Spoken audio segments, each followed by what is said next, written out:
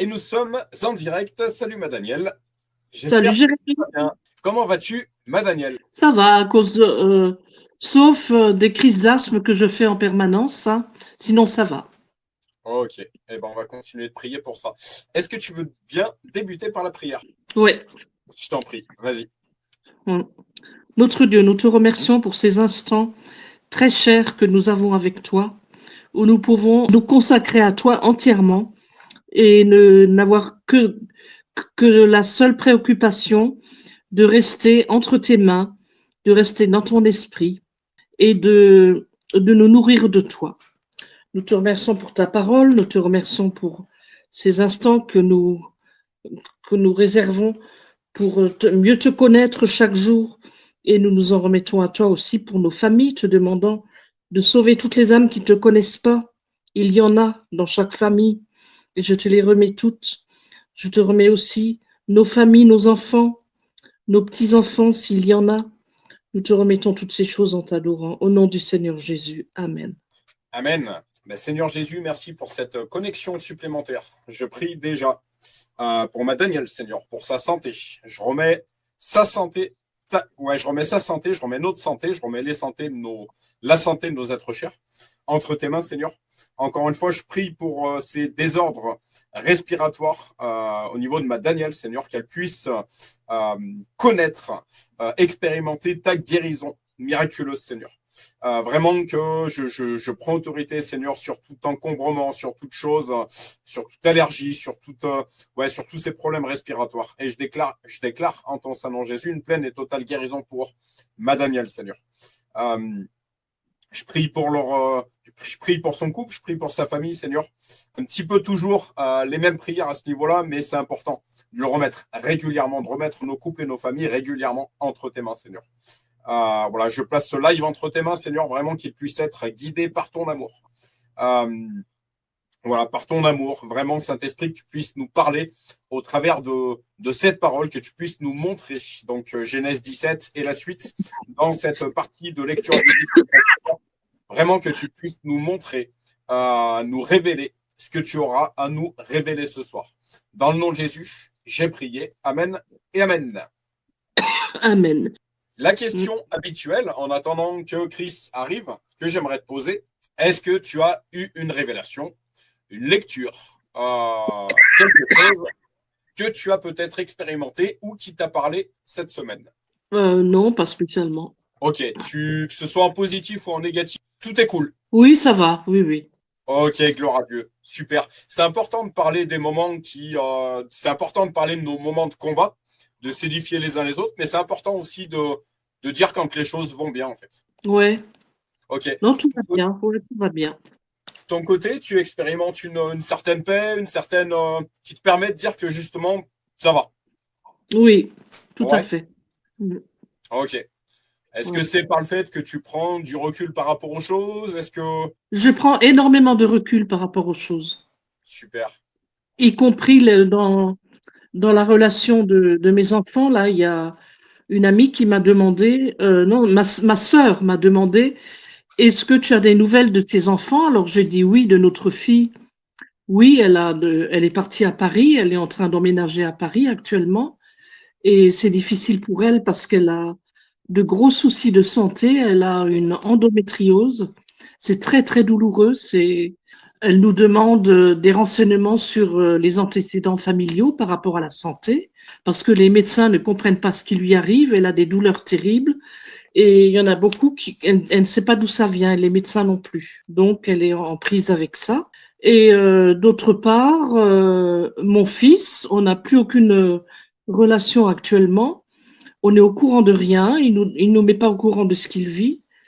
Et ma sœur m'a demandé, mais ça ne te dérange pas? J'ai dit non, absolument pas, parce que je prends du recul aussi par rapport à ça. Il y a un âge où il faut un petit peu prendre des distances par rapport aux parents. Et c'est ce qu'il fait, c'est très bien.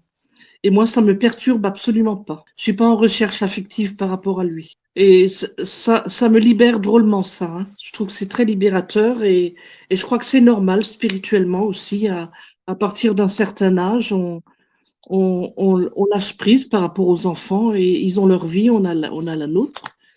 Et contrairement à ma sœur qui, elle, est très, très accrochée à ses enfants, elle en a 5, hein, donc c'est pas mal. Et ils ont tous des enfants eux-mêmes, donc elle a une grande famille. Et elle ne concevrait pas ça. Alors que moi, ça ne me dit absolument pas. Ok. De mon côté, bonsoir à Chris qui arrive parmi nous. Je voudrais quand même, moi de mon côté, c'est pareil. Ça a été un certain cheminement de mon côté, ma Daniel aussi, mais je ne sais pas si on a déjà abordé le sujet ou. Mais voilà, ce que j'aimerais te rappeler, c'est que il y a un jour, tu vois, c'est Chris qui m'a dit une phrase laisse venir. Ouais, En fait, d'arrêter de forcer les choses et de laisser venir. Et ouais. ça a été une véritable révélation chez moi, en fait. Mm. Aujourd'hui, je laisse beaucoup plus. Voilà, j'apprends à accepter, en fait, que certaines personnes veuillent me voir, que d'autres non. J'apprends à accepter ça. Avant, c'était une souffrance. Ça l'est de moins en moins, en fait. Et, Ouais. euh, et je me dis, ben, les gens, s'ils veulent me trouver, s'ils veulent échanger avec moi, ils savent où me trouver, en fait. Mm. Voilà, tout simplement. Ouais. Également, de mon côté, ce que j'expérimente, c'est une grosse prise de, une grosse prise de recul également de mon côté, vis-à-vis des événements, vis-à-vis des choses. Mais je crois qu'on en a déjà parlé l'un des derniers mardis. Avant, il y a dans certains gros combats que j'ai pu traverser, derrière, tout de suite derrière, en fait, j'ai éprouvé une grosse fatigue, un vide spirituel. Et il me fallait des jours pour rattraper tout ça, en fait. Ce qui fait que, ce qui fait que j'ai expérimenté vraiment des gros moments de fatigue. Christelle et moi, on arrivait à un point, en fait, où ce qu'on recherche aujourd'hui avant tout, c'est la paix, en fait. Ouais. Même si ça demande de lâcher prise par rapport à certaines choses, même si ça demande de prendre de la distance vis-à-vis de certaines choses, y compris concernant certains aspects de son couple. Mais voilà, aujourd'hui, d'agir beaucoup plus par l'esprit plutôt que par la chair, en fait. Ça a Mm. été un véritable travail me concernant parce que je crois que tu me connais sur ce point-là également, ma Danielle. Tu es un petit peu ma maman Danielle, tu es un petit peu ma mamie Danielle. La dépendance affective a parfois fait partie de ma vie. Et ça avait engendré certaines conséquences, en fait, où j'avais ce vide affectif que j'avais besoin, que je cherchais à combler par l'être humain, en fait. Et c'est là où je me plantais complètement, parce qu'encore une fois, une chose on a déjà parlé, mais il me semble important de le rappeler, Dieu qui nous appelle c'est bien aimé, seulement Dieu sait aimer parfaitement, parce que seulement Dieu est parfait. Là où l'homme est imparfait, Dieu est parfait. Là où parfois l'homme, H majuscule, ne sait pas nous aimer correctement, lui, Dieu sait le faire. Jésus sait le faire. Et à partir du moment qu'on est comblé par Christ, que Dieu nous comble, finalement, on arrête de chercher cet amour avec un A majuscule autre part qu'envers Dieu, en fait. Voilà Mm. ce que je pourrais dire de mon côté. Donc, ouais, vraiment un processus. Euh, mais je vais te laisser finir de développer ta partie à toi, ma Danielle, parce que je vais t'apporter une certaine révélation que je traverse actuellement et qui, pour moi, pourrait certainement t'aider. Qu'est-ce que tu penses de ce que je t'apporte ici, ma Danielle? Ouais, c'est important, hein, ton vécu là. Il est un peu différent du bien, mais c'est important d'être conscient de ce qu'on vit dans nos relations familiales et comment on le vit pour pouvoir en tirer une leçon. Et c'est très bien ce que tu fais. Là où je pense souvent à toi, ma Danielle, c'est que je sais que tous les deux, on se rejoint sur un point précis, c'est qu'on est des hypersensibles, en fait. Ah ouais, ouais, ça c'est sûr, hein. Ouais, ouais, vraiment. Et on se rejoint complètement sur ce point-là, mais également dans cette hypersensibilité de, de savoir prendre de la distance par rapport à cette hypersensibilité également. Ouais, tout à fait, ouais. Tu vois, il y a une chose qui m'a parlé, ma Danielle, dans ce que tu as pu dire ces derniers mardis, euh, sur cet amour, en fait, cet amour puissant qu'on expérimente et qui se trouve à l'intérieur de nous, parce qu'encore une fois, ce verset biblique, c'est Dieu qui déverse son amour en nous par l'action de son Saint-Esprit, en fait. Sauf que Ouais. nous qui sommes, toi, ma Danielle, tout comme moi, qui sommes des hypersensibles, parfois on est déçus, on est frustrés, parce qu'on s'attendrait à certaines choses, en fait, et on l'a pas forcément, en fait. Sauf que c'est un piège. Parce qu'encore une fois, pourquoi on ne reçoit pas forcément ce qu'on attendrait, en fait, de l'homme? Parce que l'homme n'est pas parfait. Il est imparfait, en fait. Dans la chair, il est imparfait. Spirituellement, il est parfait. C'est-à-dire que plus on s'approche de Christ, plus on atteint cette perfection, plus on avance vers cette perfection. Mais dans la chair, l'homme est imparfait. Donc, je pense qu'à un moment, même si on est. Ouais, savoir prendre de la distance par rapport à ça, en fait. Et tu vois, ça a été une révélation également de mon côté. Peut-être que ça va te parler, ma Daniel. J'ai parfois rejeté certaines âmes. J'ai parfois rejeté certains hommes, H majuscule, par le fait de leurs mauvaises actions. Alors que même ces personnes précises, ces personnes-là, ne se rendaient pas compte qu'elles Ah agissaient mal. oui. Et de savoir prendre de la distance par rapport à ça, en fait. Jésus qui Ouais, nous dit, Père, pardonne-leur, ils ne savent pas ce qu'ils font. Voilà. ouais, Donc, ouais. pardonne-leur, en fait. Pardonne-leur de ne pas être parfait. Pardonne-leur de peut-être pas. Pardonne-leur sur le fait que peut-être elles ne t'apportent pas ce que tu désirais avoir, en fait. Mais Mhm. peut-être qu'elles ne s'en rendent même pas compte elles-mêmes, en fait. Voilà. Ouais, ouais, ouais. Alors, encore une fois, comme j'aime dire, y compris dans le couple, j'en profite que Christelle soit là. Dans le couple, le travail, c'est deux personnes. Dans un couple, c'est ce qu'on appelle deux personnes. Le travail doit se faire des deux côtés et non pas d'un seul côté. Mais également, de prendre de la distance par rapport à tout ça. Et c'est moi ce que je traverse actuellement. Je pense que j'espère que ma chérie entend ce que je dis actuellement à cet instant même, parce que je pense qu'elle te dira certaines choses. Ouais, je pense qu'elle te dira même, je sens que Jérémy traverse une période de réglage supplémentaire, une nouvelle saison où il est plus tout à fait le même par rapport à ce point précis, en fait. Ma chérie, est-ce que tu es d'accord avec ce que je dis ici? Oui, je suis d'accord. Du peu que tu as entendu de ma Daniel et de moi-même, qu'est-ce que tu dirais, toi, de ton côté? La question que j'aimerais te poser, alors, concernant Daniel, mais également la deuxième question que je vais te relier à la première, je disais, je pense que tu l'as entendu, j'expérimente une certaine chose, une certaine prise de recul supplémentaire, y compris concernant le couple, alors qu'à la base, je suis un hypersensible, j'étais un dépendant affectif, j'étais Mhm. un, j'étais un, ouais, j'avais des carences affectives et je vois la prière que j'ai pu faire hier soir, ma chérie. J'ai rien à cacher, tu peux la remettre à la lumière. J'espère vraiment que tu as entendu cette prière que j'ai pu faire hier. Également, ma Daniel, ce que je voudrais t'apporter, cette révélation de mon côté, le fait de vraiment tout remettre à Dieu, y compris ton couple, y compris la famille, c'est-à-dire tous les pans de ta vie en fait. Seigneur, ce n'est plus moi qui vis, c'est Christ qui vit en moi. Je te remets vraiment, mais vraiment toute ma vie en fait. Prends le contrôle de ma vie, prends la gouvernance de ma vie, parce qu'il y a ce verset biblique. J'ai un plan parfait pour votre vie. Si tu as un plan parfait pour ma vie, que je marche véritablement avec toi, alors je te remets l'intégralité de ma vie. C'est-à-dire mon couple, c'est-à-dire ma famille, c'est-à-dire mes enfants, c'est-à-dire ma santé, c'est-à-dire mon aspect professionnel. Et c'est plus moi qui pilote, c'est toi qui pilote. Alors encore une fois, une chose que j'aime bien rappeler à ma chérie, ça ne veut pas dire que Père, je te remets tous les dossiers, j'ai plus rien à faire. Absolument pas. Ça ne veut pas dire ça. Mais par contre, de placer beaucoup plus les choses entre les mains de Dieu, encore une fois, j'ai un plan parfait pour votre vie. Alors, soit le garant de mon couple, soit le garant de ma famille, soit le garant de mes enfants, soit le garant de ma vie financière, de ma vie professionnelle, soit le garant de tous les aspects de ma vie. Je ferme la parenthèse ici. Ma chérie, est-ce que ça te parle, ce que je dis ici? Oui, ça me parle. Je dirais que effectivement, de toute façon, je pense que c'est important de placer des choses à Dieu, de lui remettre des choses, parce on n'est pas des surhommes, on n'est pas et qu'à un moment donné, ben, quand on a du mal, faut pas oublier qu'il est là. C'est un roc, c'est une épaule en fait. C'est une main tendue qui est là pour nous aider dans les moments, dans les situations compliquées. Et il nous demande de remettre les choses. Je vais rebondir sur cette prise de recul. Je pense et mon chéri, toi, je pense que tu iras dans ce sens-là. S'il y a une chose que j'ai souvent répétée, souvent dit et que je dis toujours, c'est qu'il est important d'avoir du recul sur tout et même sur le couple, enfin, surtout. Nous recherchons finalement, dans tout et pour tout, la perfection, l'idéal et finalement prendre du recul, ça nous permet d'avoir cette conscience-là, de se dire que en fait, la perfection, c'est clair qu'elle est que en Dieu.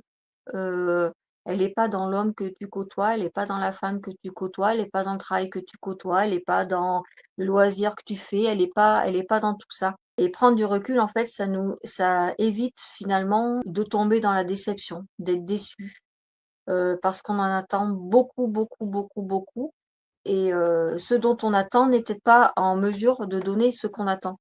Voilà. Il y a qu'une seule perfection, c'est Dieu et seul lui peut nous donner ce qu'on attend à la perfection. Donc prendre du recul, comme tu disais tout à l'heure, c'est clair, c'est éviter la déception, c'est éviter, c'est ne pas être déçu, c'est aussi savoir accueillir ce qu'on a à accueillir. Mais ce qui est important de souligner, c'est qu'en fait, outre la déception, des fois, quand on n'a pas ce qu'on attend au moment M, au jour J, j'ai perdu le fil de ce que je voulais dire, je suis désolée. Mais en fait, oui, c'est ça, seul Dieu finalement peut nous emmener ce dont on a besoin. Lui seul nous connaît finalement, nous connaît de A à Z, nous connaît vraiment complètement à 100%. Il sait ce dont on a besoin, il sait ce qu'il nous faut. Et c'est pas le fait de courir après un loisir, le fait d'avoir telle ou telle personne dans la vie qui est le garant de nous emmener tout ce dont on a besoin.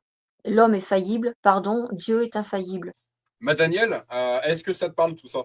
Oui, bien sûr, oui, oui, c'est juste Oui. hein, tout ce qu'elle dit. C'est son vécu à elle et c'est tout à fait juste.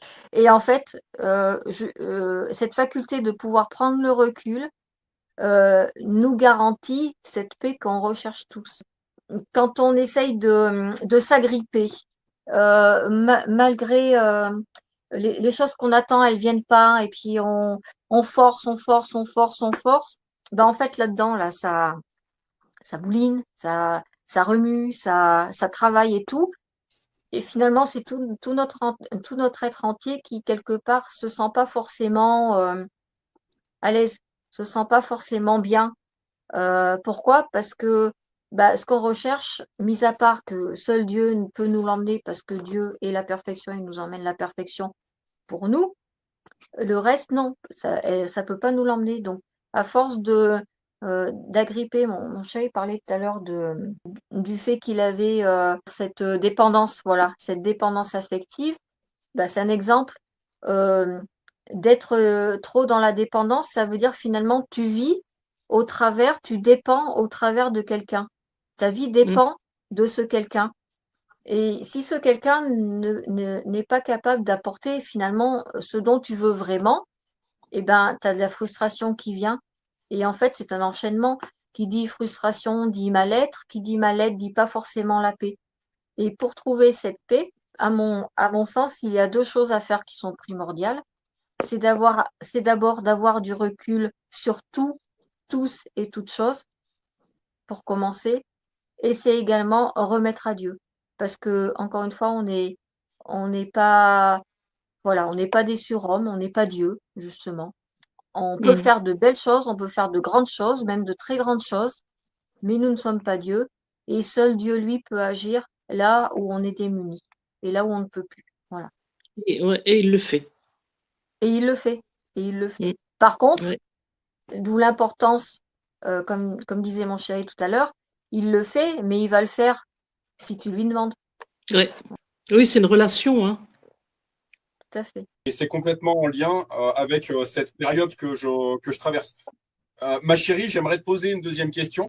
Qu'est-ce que tu observes chez moi dans cette saison particulière avec les mots-clés lâcher prise, acceptation, prise de recul? Je pense que tu as tout dit avec ces mots-là.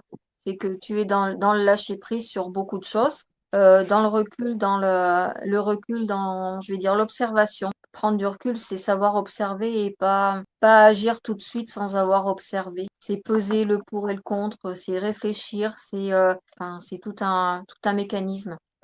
Et je pense, oui, tu es complètement dans ces choses-là. Et en fait, ce qui génère un climat de paix et non pas un climat de tension. Ok. Qu'est-ce que, selon toi, ça a pour conséquences positives ou négatives dans le cadre du couple?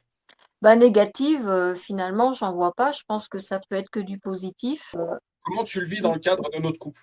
Cette acceptation, ce lâcher-prise, qu'est-ce que ça te dit intérieurement? Qu'est-ce que l'esprit, toi, te dit par rapport à ça?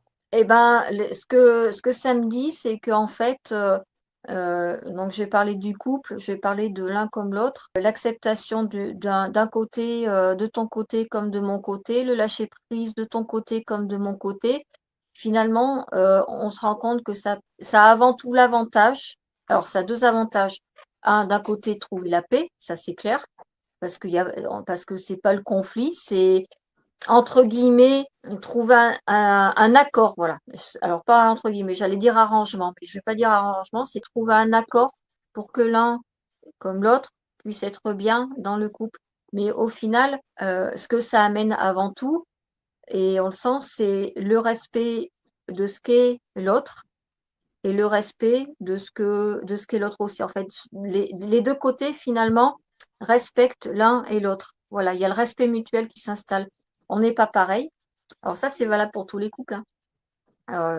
Toi, tu prends notre exemple, mais finalement, on l'accorde à tout le monde, ça.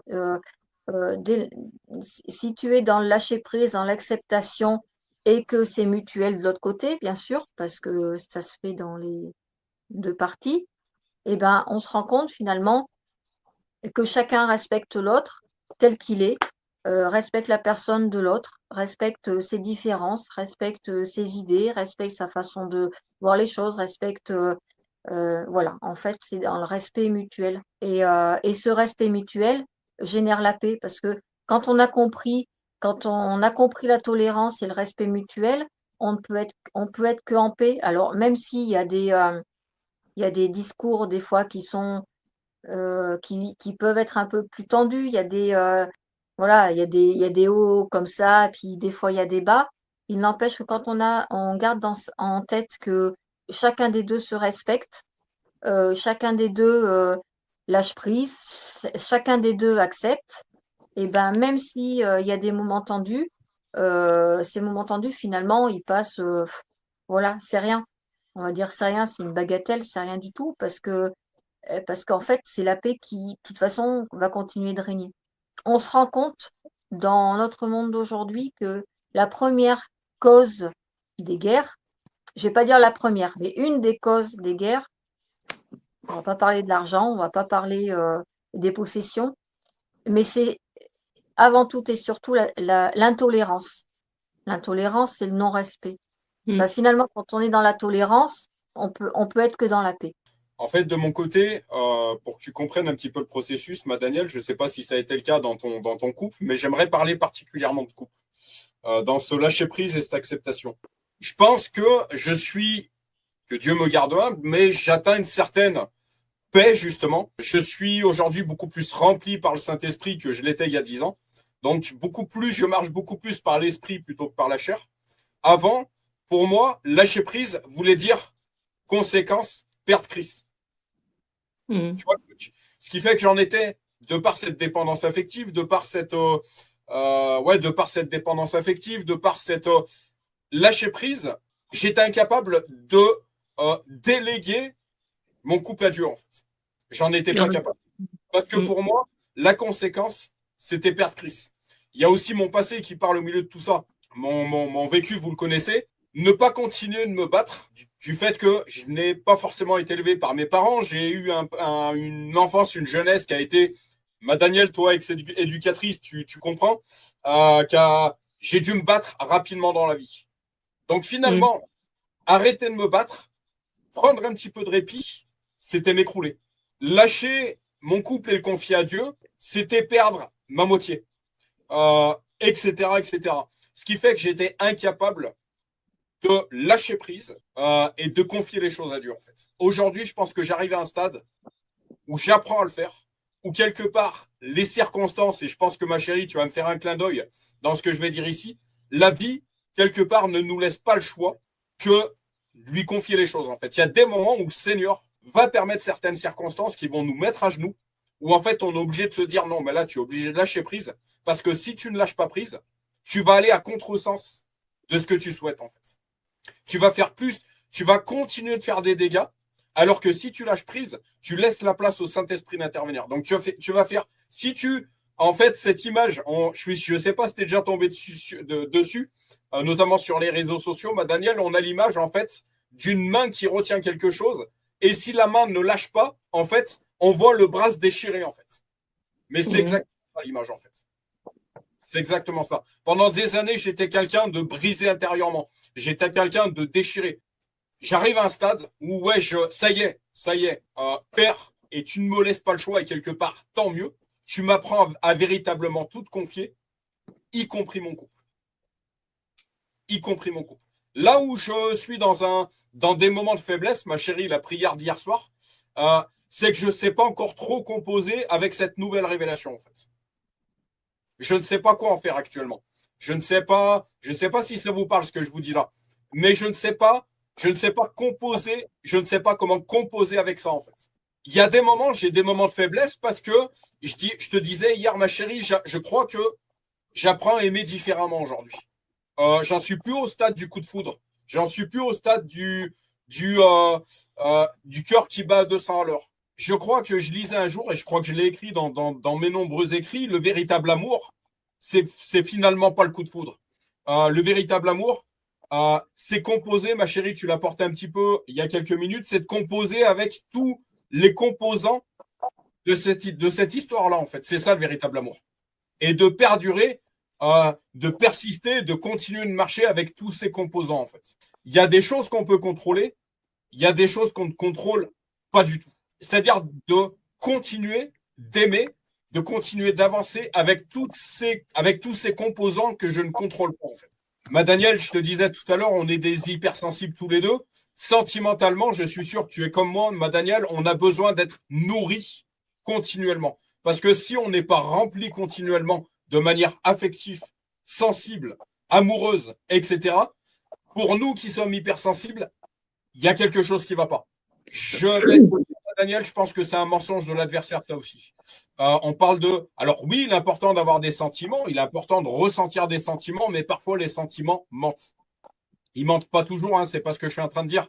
Et j'échangeais avec une sœur chrétienne, ma chérie, je cite son prénom, Marie-Christine. L'Église a complètement rejeté les sentiments. Je pense que là aussi, il y a quelque chose qui n'est pas juste. Mais encore une fois, tout est question d'équilibre. Il est important de ressentir des sentiments, il est important de vivre des sentiments, il est important de ressentir des sentiments dans son couple, parce que finalement, si je ne ressens plus rien dans mon couple, qu'est-ce qu'il en est de mon couple? Mais également de rester dans un certain équilibre. Ça ne veut pas dire que dans certaines saisons, c'est pas parce qu'on traverse certaines saisons que, il y a 6 mois, c'était beaucoup plus fort entre tous les deux. Ça ne veut pas dire que, pour autant, le couple est totalement à remettre en question. Ma chérie, tu me le dis souvent. C'est pas pour autant que... et je crois que ça y est, ma chérie, j'atteins une certaine révélation par rapport à ça, en fait. Ça a fait bim dans ma tête, en tout cas, dans mon esprit. Mais c'est des saisons. Il y a des saisons où les choses vont être extrêmement fortes. Il y a des saisons où, ce sera peut-être un petit peu plus plat. Peut-être que c'est également le moment de se remettre en question. Qu'est-ce qu'il faut que je travaille dans mon couple? Qu'est-ce qu'il faut que je réinstalle pour que... qu'est-ce qu'il faut que je fasse auprès de ma moitié pour que ça reparte sur un cycle de quelque chose de fort, de sentimental, de lover, de qu'est-ce qu'il faut que je fasse?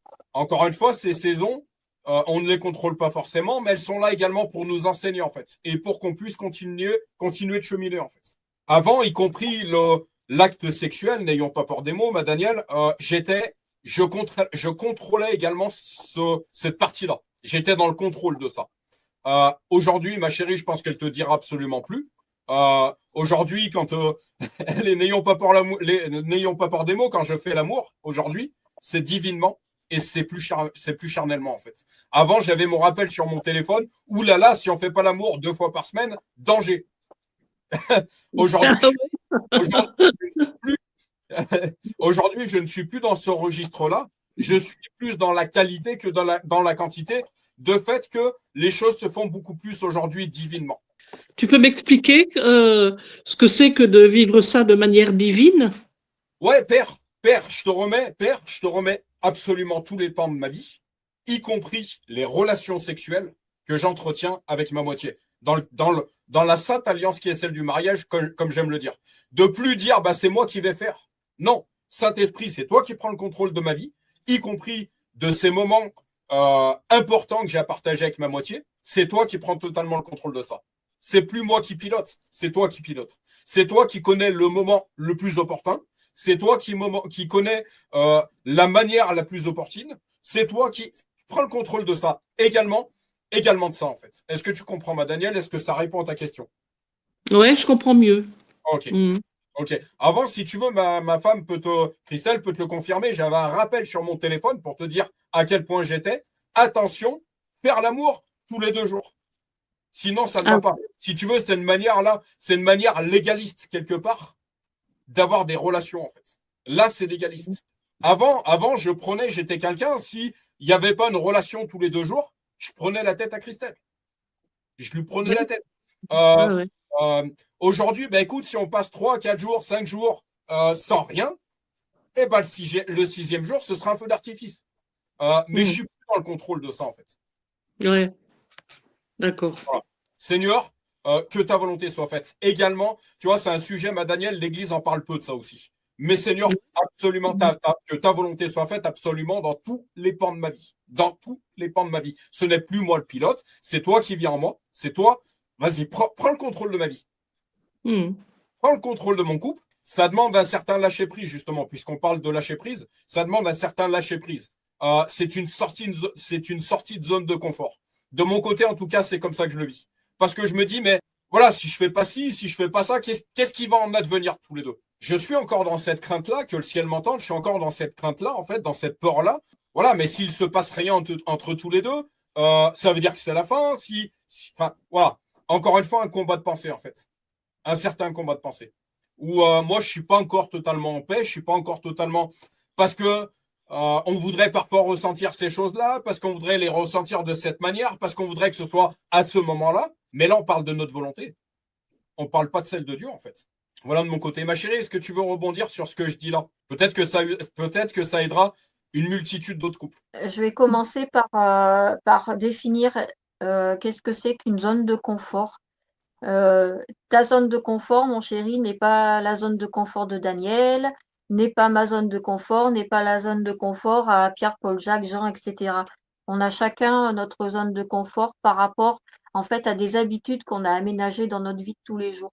Et le fait, tu disais tout à l'heure, de pas te sentir forcément à l'aise dans cette prise de recul, ce lâcher prise, surtout le fait de remettre fait qu'en fait, oui, ça te fait sortir en fait de la zone de confort, de cet état d'habitude qui s'était installé, voilà, qui s'était installé. Et on sait très bien, et pour tout un chacun, euh, je pense par exemple, c'est flagrant aux enfants en bas âge et aux papis et mamies, quand on casse leurs habitudes, ils sont complètement perdus. Ouais, Voilà.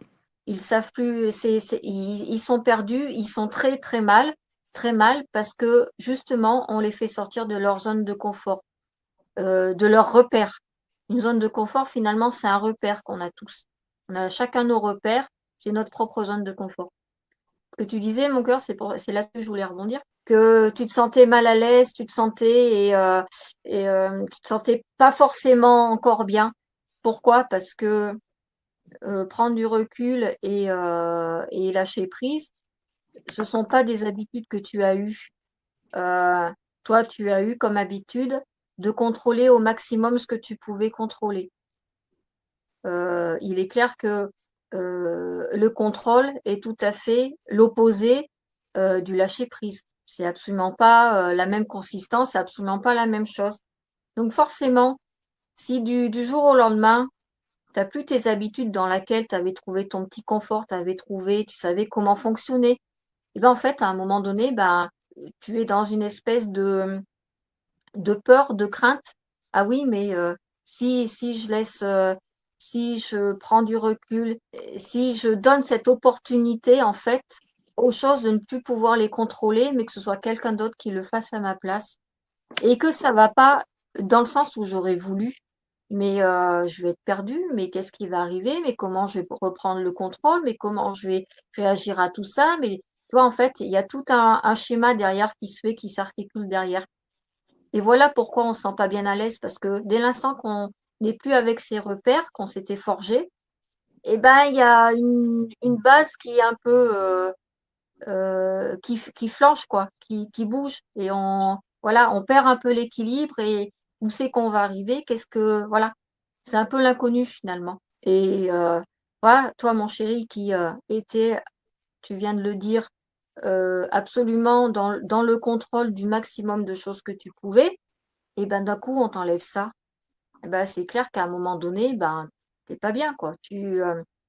Voilà, mais je me sens pas bien, je me sens parce que tu n'as pas ce cocon, tu es sorti de ce cocon dans lequel tu t'étais, voilà, tu avais bien fait ton nid. Je voudrais citer un verset que j'ai entendu. Là où il y a l'esprit, il y a la liberté. Alors, pas la liberté selon ce monde, mais selon l'esprit, ce que je dirais, la sainte liberté. Mais ce verset biblique, là où il y a l'esprit, il y a la liberté. Voilà.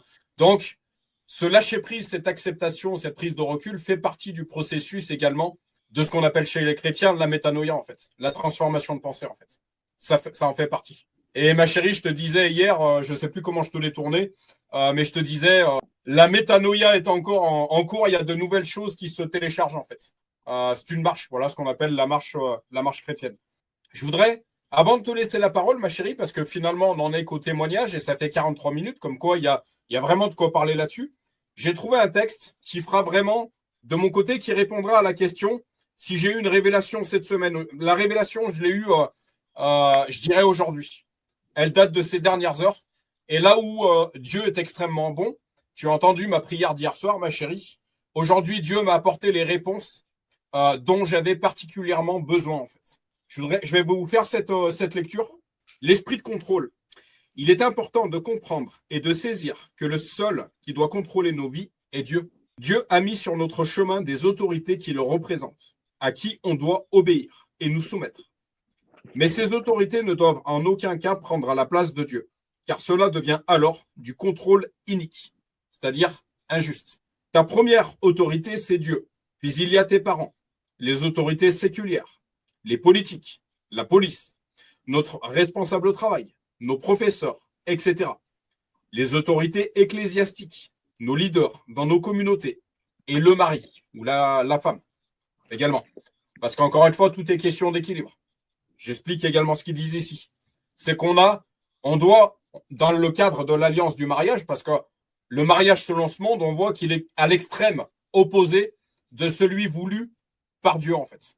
Aujourd'hui, ce qu'on appelle, j'ai pas peur de dénoncer ce mouvement féministe dans ses côtés négatifs, parce que certainement qu'il y a des côtés positifs.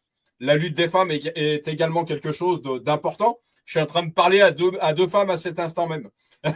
Donc, que l'esprit me guide dans ce que je vais dire.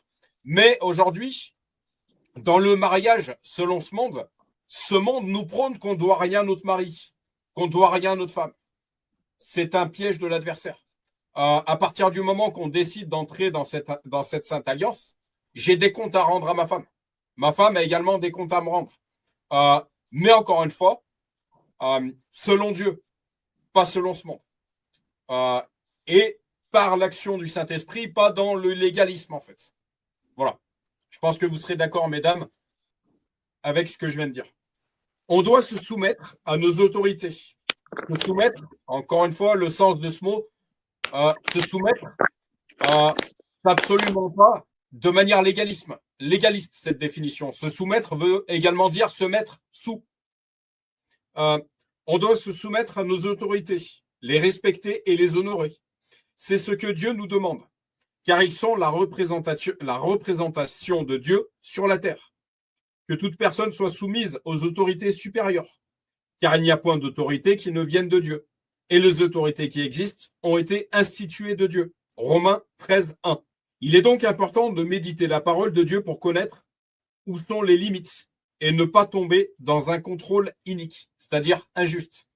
Si on veut savoir ce qu'on doit à sa femme, ce qu'on doit à son mari, alors il suffit de se référer à l'évangile. C'est écrit. Le contrôle, qu'est-ce que c'est?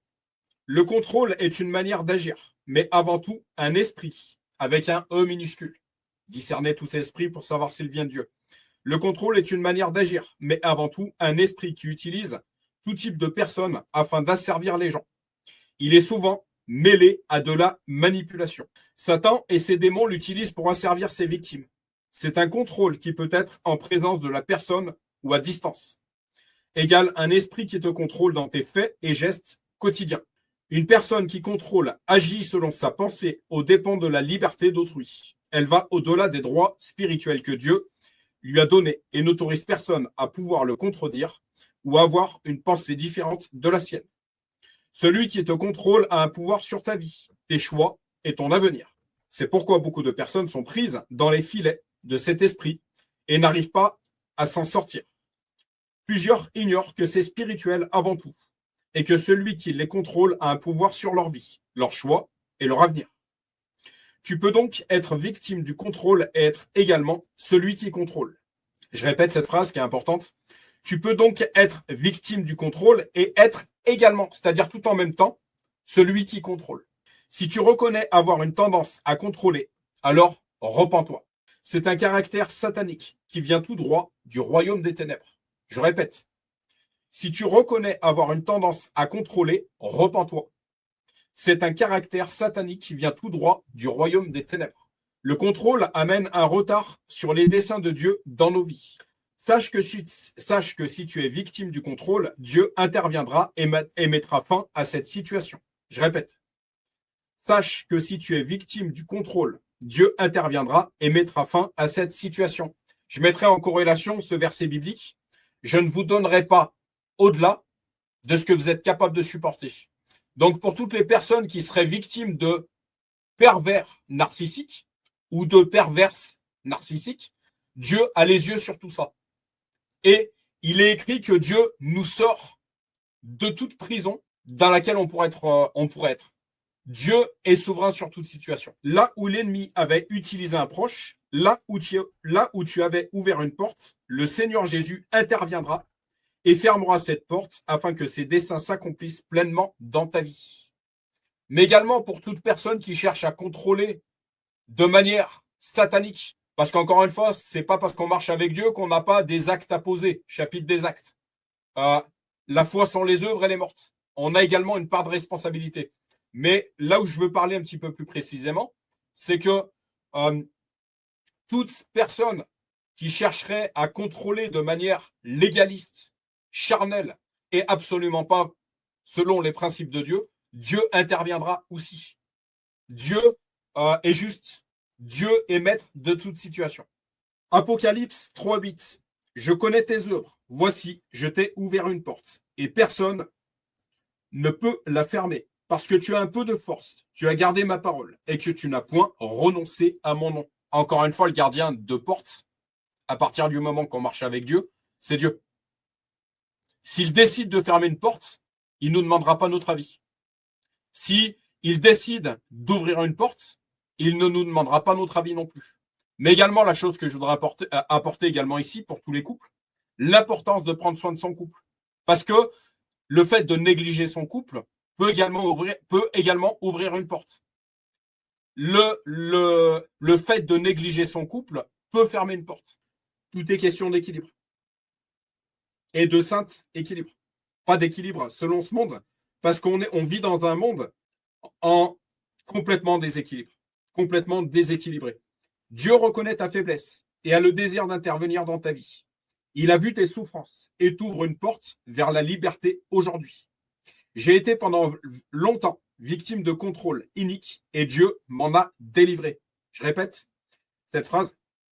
J'ai été pendant longtemps victime de contrôle inique et Dieu m'en a délivré. J'ai donc cette conviction que Dieu te fera grâce comme il l'a fait pour moi. Je prie qu'à travers cette série, tu puisses avoir le discernement pour détecter toute forme de contrôle que tu fais subir aux autres ou que tu subis toi-même, ou les deux, encore une fois. Les deux peuvent être possibles. Je prie qu'à travers cette série, tu puisses avoir le discernement pour détecter toute forme de contrôle. Voilà pour cette révélation de mon côté. Pour vous apporter, j'ai écouté 2 audios aujourd'hui qui parlaient de cet esprit de Pharaon, en fait, qui avait asservi le peuple de Dieu pour éviter que, justement, le peuple de Dieu puisse avoir du temps. Vous connaissez la Bible tout comme moi, pour éviter que le peuple hébreu ait du temps pour chercher Dieu, en fait. Pharaon les avait asservis. Finalement, c'était une manière d'agir perverse et narcissique. En 2026, les pervers narcissiques, les perverses narcissiques existent toujours.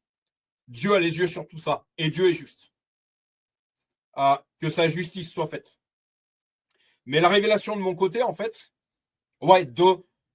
d'avoir l'humilité de se poser la question, est-ce que je fais subir ce genre de comportement à ma moitié, dans les deux sens, un membre de ma famille? Est-ce que je suis du genre à agir de cette manière, en fait?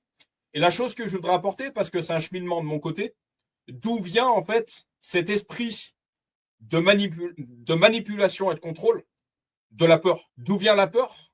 La peur, elle est du diable. La peur, elle est du diable. Je constate et je prends conscience que la peur est un élément déclencheur d'une multitude de choses négatives. La peur de sortir de... La peur de quitter Babylone pour répondre à l'appel de Dieu. La peur de ci, la peur de là. La peur est vraiment quelque chose de satanique. Voilà pourquoi l'importance de s'enraciner dans la peur, dans la parole de Dieu, de tout faire pour chasser la crainte et pour le remplacer par la foi, en fait. De mon côté, cette prise de conscience, ce besoin de contrôler, ça fait partie de mon cheminement. Ça parle à mon histoire. Ça parle à mon histoire. Ça parle à mon propre cheminement personnel, en fait. Le besoin de tout contrôler, en fait, elle vient de quoi? Elle vient de la peur. Il vient de la peur. Ce besoin vient de la peur. Le besoin d'être au contrôle. J'ai eu besoin d'être au contrôle depuis ma plus tendre enfance. Parce que comme je dis à certaines personnes aujourd'hui, si je ne travaillais pas, je mangeais pas. C'était pas plus compliqué que ça. J'ai eu besoin de contrôler certains pans de ma vie. J'ai eu besoin d'être au contrôle de certaines situations parce que si je n'étais pas au contrôle, c'est pas mauvais. C'est pas mauvais d'être au contrôle de certaines situations, mais selon Dieu, pas selon le diable en fait. Selon l'esprit et pas selon la chair en fait. C'est important dans la sainte alliance du mariage d'être au contrôle de notre couple, d'être au contrôle de cette alliance, mais selon Dieu en fait, pas selon le diable en fait. Et c'est là où moi j'ai une puissante révélation en fait. J'ai longtemps eu du mal à lâcher prise, à faire confiance. Je me rends compte, et je voudrais parler de couple précisément, je me rends compte que je n'avais pas encore assez foi et confiance en Dieu concernant mon couple. Et si je lâchais prise quelque part, j'arrêtais de vouloir tout contrôler quelque part. C'était justement ouvrir une porte au mal. Alors, ça peut être le cas si on ne marche pas avec Dieu. Mais si on marche véritablement avec Dieu, si on a l'humilité de se poser la question, est-ce que j'agis véritablement selon Dieu? Est-ce que je marche dans chacune de mes journées avec Dieu? Est-ce que je suis véritablement né de nouveau? Si c'est le cas, alors baissons le curseur de la pression, comme j'aime le dire, de cette pression qui n'est pas nécessaire. La dernière chose que je voudrais apporter, parce que ma chérie, je voudrais te poser la même question. La dernière chose que je voudrais apporter, c'est que parfois, et ça va te parler, ma Danielle, on ressent ce vide affectif. Nous qui sommes des hypersensibles, nous qui, sur ce point-là, certainement avons le même cheminement, il y a des moments où on ressent que c'est vide, en fait. On ne demanderait qu'une chose, c'est que notre moitié vienne combler, en fait, ce vide qu'on ressent là, à cet instant même, en fait. On voudrait que, de manière amoureuse, ma Danielle, c'est un sujet que tu n'as pas peur d'aborder, de manière sentimentale, amoureuse, de manière chaleureuse, de manière... Je sais que c'est des dialectes que tu comprends, ma Danielle. On est tous les deux. On aimerait que notre moitié vienne combler ça, en fait. Et on a l'impression que si cette moitié ne vient pas combler ça, en fait, il y a des fois, je me pose la question, sincèrement, je le remets à la lumière, mais pourquoi je ressens ça? Pourquoi je ressens ce vide-là? Est-ce que ça veut dire que mon couple est en danger? Est-ce que ça veut dire que... Qu'est-ce que ça veut dire, en fait? Mais également, pour la partie adverse, donc me concernant, Christelle, Daniel, pour ta partie à toi, Stéphane, que les personnes, nos moitiés, soient capables de ressentir. Là, je sens que mon chéri passe une saison où il y a un certain vide. Je ressens que Daniel passe un passage où il y a un certain vide. Également, notre moitié, d'avoir l'humilité de reconnaître, bah ouais, je vois que dans cette saison-là, pour Stéphane, Daniel a besoin d'être rempli de manière affective. Et de mon côté, que Christelle a l'humilité de dire, mais je ressens que Jérém, là, a besoin d'être rempli affectivement. Voilà.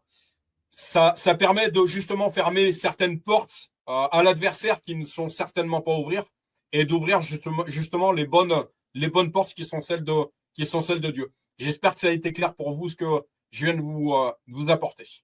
Est-ce que l'une des deux, avant de passer à la révélation de la semaine de ma chérie, est-ce que l'une des deux veut prendre la parole par rapport à ça, veut rebondir sur ça? Je vous en prie. Rebondir sur le vide émotionnel dont tu as parlé, Ouais. parce que je suis en plein dedans. Je suis en plein dedans actuellement. Et chez moi, ça se manifeste par des instants de solitude quand, quand Stéphane part marcher ou quand il va faire des remplacements là dans une association dont il fait partie. Et je me retrouve toute seule à la maison. Et j'ai passé 3 jours dans la solitude qui m'a beaucoup pesé. Je reporte une grande affection sur un frère de 68 ans qui est artiste musicien et qui a son studio à Bischheim. Et je l'ai fait venir à la maison. Il a fait la connaissance de Stéphane. Et il est à l'église de Pentecôte à Strasbourg depuis une trentaine d'années. Il nous a présenté sa femme. Il est marié. Il a 2 enfants. Et je ressens énormément d'amour par rapport à lui. Et un amour coup de foudre, comme tu as dit au début, c'était ça. Maintenant, ça s'est un petit peu calmé, mais tu te rappelles ce que je t'ai raconté par rapport à Jean-Mimi, là, il y a quelques mois, enfin, il y a 2 ans, je crois. Ouais. Et ben, c'est la même chose, mais qui se reporte sur ce gars-là, qui s'appelle Danny, et qui est adorable. Il a une tendresse, cet homme, qui est inimaginable. Et c'est cette tendresse-là qu'il me faut. Et je me tourne vers lui pour avoir des bisous, des cœurs, pour avoir de l'affection, quoi. Et c'est très fort. Et je l'ai raconté à Stéphane, parce que je le garde pas pour moi. Je l'ai raconté à Stéphane, et je fais attention toutefois qu'il soit pas jaloux. Et donc, ce Dany, là, a fait la connaissance de Stéphane, et ce sont de grands amis maintenant, depuis 5 jours. Ce sont de grands amis. Ils se connaissent bien. Et voilà, et je me retrouve devant une situation qui est vraiment une situation amoureuse chez moi. Et lui aussi, mais il le réprime. Alors bon, on se dit tous les deux, on s'est mis d'accord qu'il n'y a rien de charnel dans notre relation. Il n'est pas question qu'on ait un contact physique, quel qu'il soit. Juste des bisous pour se dire bonjour, comme je fais avec toi ou avec n'importe qui. Mais ça s'arrête là. Et ce qu'on vit, quand même, c'est très très fort. C'est très fort. C'est vraiment comme un coup de foudre. J'ai l'impression de me retrouver dans mon adolescence, avec mes premiers amours. C'est aussi fort que ça. Et je me pose des questions sur ça parce que je me dis à mon âge, à 74 ans, vivre ça, c'est incroyable. Lui, il a 68 ans. Il m'aime énormément. Il m'a encore envoyé des messages avant. Il sait que je suis seule. Enfin, que j'étais seule aujourd'hui. Il a remarqué que j'étais pas bien parce que j'étais seule. Il m'a envoyé des messages d'amour et de chaleur qui m'ont fait du bien. Ça m'a remis sur pied parce que j'avais le cafard. Et souvent, quand j'ai le cafard comme ça, je me tourne vers lui pour avoir un mot d'encouragement, un mot d'amitié. Et il m'a dit aujourd'hui qu'il me lâchait pas, que c'est pas parce qu'il était occupé que on se salue pas souvent aujourd'hui, qu'il est pas là. Et toutes les heures, il m'envoie des bisous, il m'envoie quelque chose qui me fait du bien. Alors, le vide, je le comble comme ça. Je le comble comme ça. Mais j'en parle à Stéphane. Faut pas que ça reste caché. Il le sait, Stéphane. Il est embêté. Des fois, je vois que ça l'embête, mais bon. Mais Stéphane est quelqu'un de très froid. Il n'a pas beaucoup d'affection comme ça qu'il démontre. Et ça me manque terriblement, ça. Ça fait 40 ans qu'on vit comme ça. Ça fait 40 ans que ça dure, mais plus je vieillis et plus c'est difficile pour moi. Alors, quoi faire avec ça? Alors, j'ai noté différents points par rapport à ce que tu m'as dit, ma Danielle. L'esprit m'a parlé par rapport à ça. Avec ma chérie, au jour d'aujourd'hui, on a beaucoup plus d'espace vital. Beaucoup plus. Ouais. Avant, je le vivais comme quelque chose de négatif. Ah ouais. Aujourd'hui, je le vis comme quelque chose de beaucoup plus positif. Ce qu'il faut savoir, c'est qu'en tant que chrétien, les mises à part font partie, je dirais que les mises à part font partie de la marche chrétienne. Pourquoi je te dis ça, ma Danielle? Parce que tu as cité très exactement, j'ai passé 3 jours, chiffre 3, timing divin. J'ai passé 3 jours dans la solitude. Ouais. Est-ce que tu vois où je veux en venir? Bah oui. Tu as passé 3 jours, encore une fois. Encore une fois, je te le répète, les mises à part font partie de la marche chrétienne, font partie de la vie chrétienne. Jésus était entouré de la foule quand il le fallait, mais il se retrouvait seul pour se ressourcer spirituellement et pour chercher son Père quand c'était nécessaire. Ouais. Donc, en fait, je te disais tout à l'heure, aujourd'hui, je me rends compte qu'avec ma chérie, avec Christelle, on a beaucoup plus d'espace vital. Ça, c'était une chose, avant, j'en étais tout simplement incapable. Aujourd'hui, beaucoup plus. Et plutôt que le voir de manière négative, aujourd'hui, je le vois de manière beaucoup plus positive, parce que je me dis finalement, eh ben, c'est du temps en plus pour moi, qui suis un véritable assoiffé de Jésus. Et encore une fois, faisons de Jésus notre number one. Parce que là où l'homme, encore une fois, H majuscule, est imparfait, Jésus le sera, Dieu le sera. Donc là où l'homme ne saura pas nous combler parfaitement, Dieu saura le faire, Jésus saura le faire. Donc aujourd'hui, je me dis beaucoup plus, eh ben, c'est du temps en plus que j'aurai avec mon Créateur, avec Jésus. Et là, c'est dans le lieu secret que Dieu nous parle. C'est là qu'il nous parle véritablement. C'est pas dans la foule. C'est quand on se retrouve seul en face de lui que là, il nous parle véritablement. Donc, prenons ces moments de manière beaucoup plus positive que de le voir de manière négative. Cela dit, il y a un deuxième point que j'ai noté, des choses que tu as pu me dire, ma Danielle.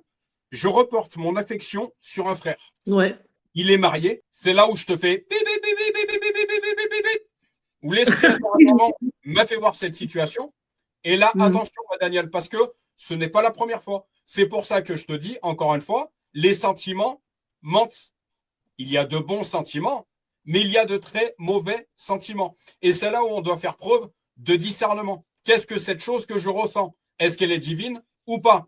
Quand il s'agit d'un homme marié, elle n'est pas divine, ma Danielle. C'est là où on doit discerner, parce qu'on peut tous le rencontrer, absolument tous. C'est là où on doit savoir mettre les barrières au bon moment. Cette situation, elle n'est pas clean, comme on le dit aujourd'hui.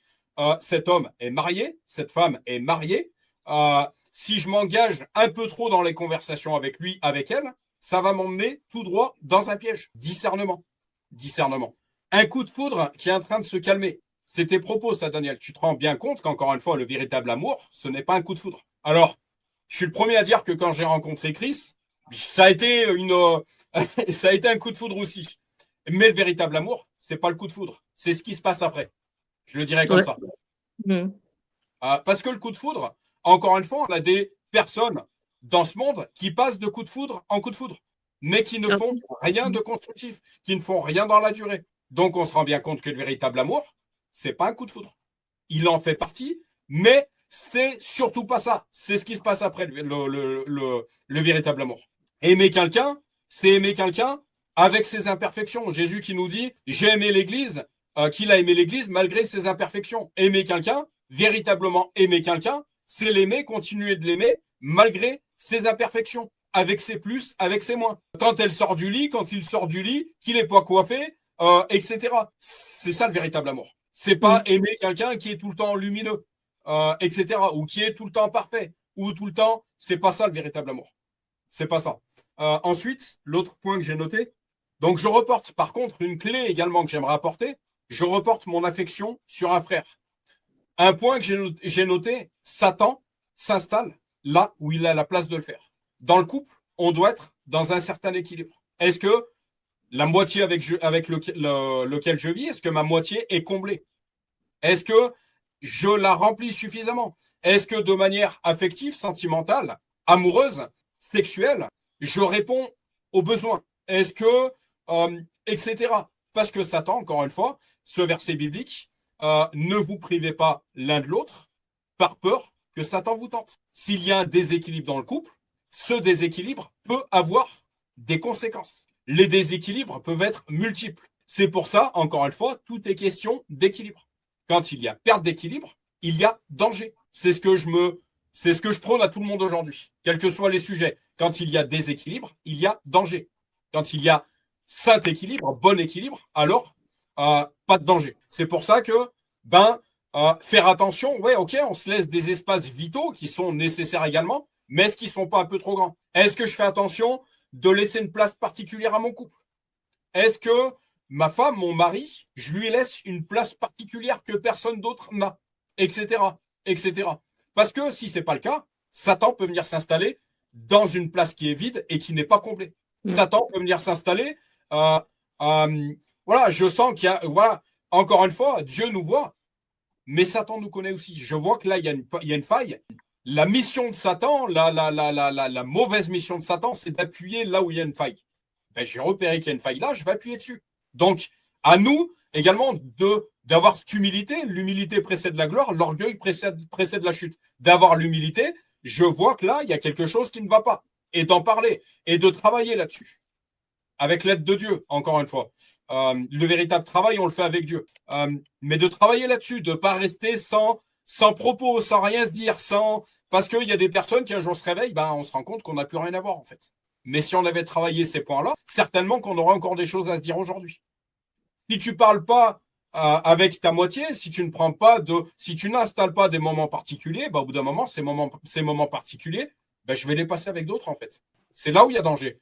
Donc, autre point que j'ai noté, des cœurs, des bisous.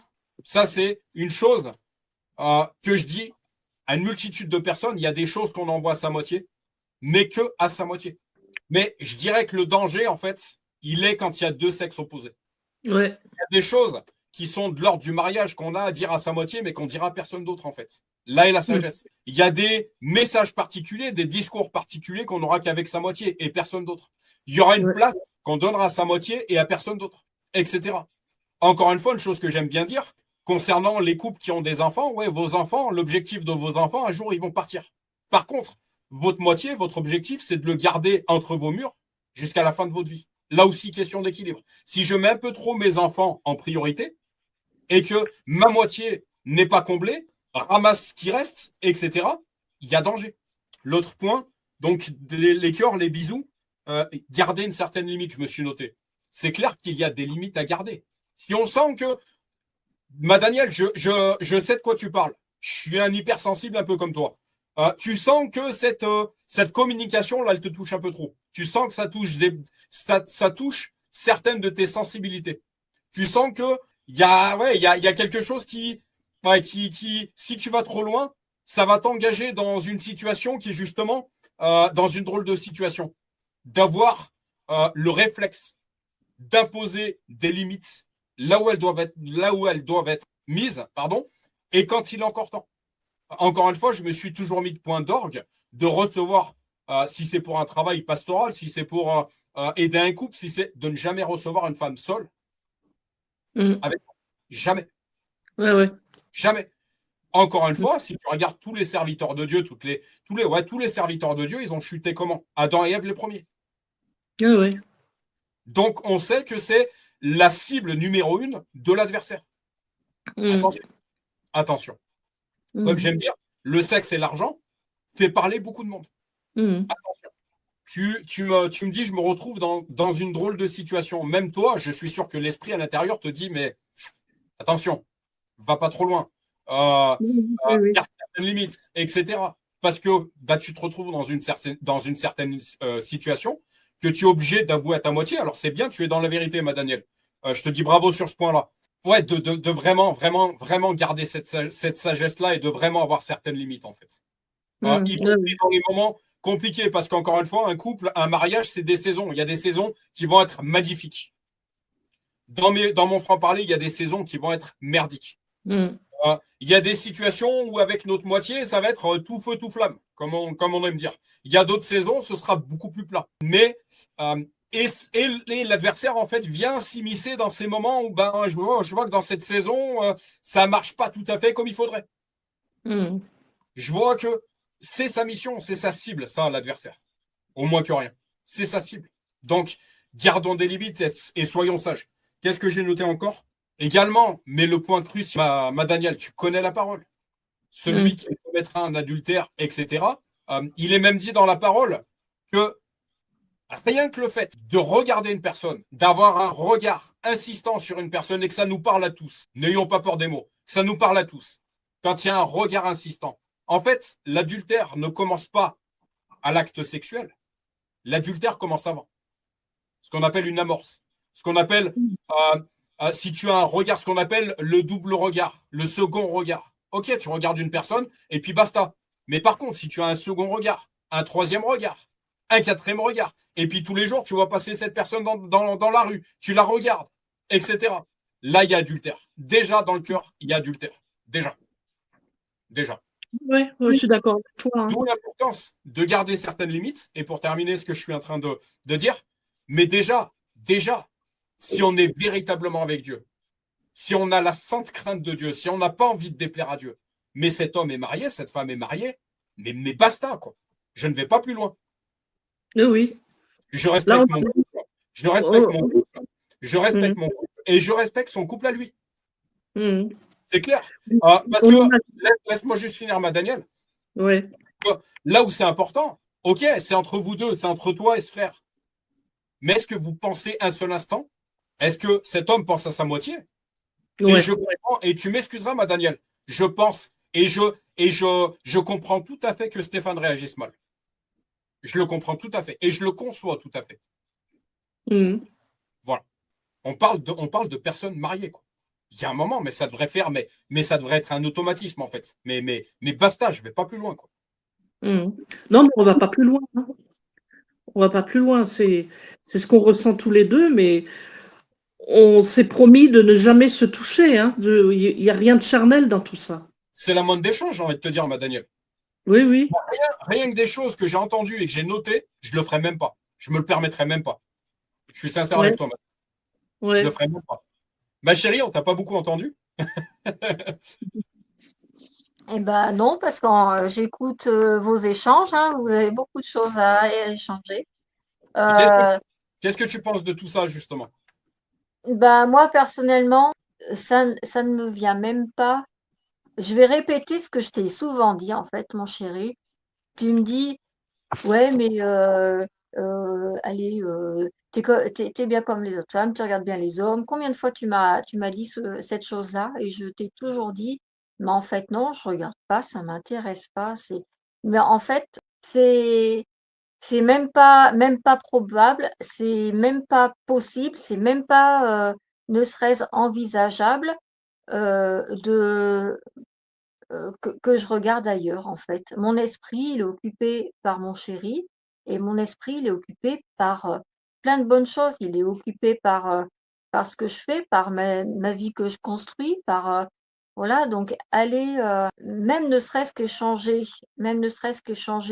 des messages, bah, même pas. En fait, non, ça m'effleurerait même pas l'esprit, ça ne m'intéresserait même pas.